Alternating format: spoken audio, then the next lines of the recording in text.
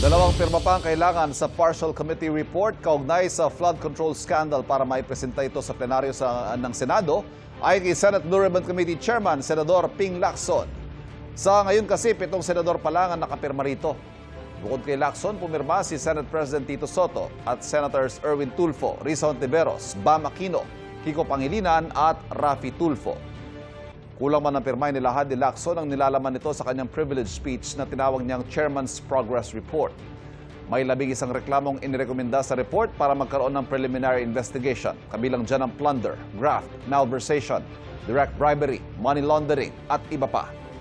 Hindi siya nagbanggit ng pangalan pero nasa slide sa kanyang presentation sina Senador Chis Escudero, Jigoy Estrada, Joel Villanueva at dating House Speaker Martin Romualdez.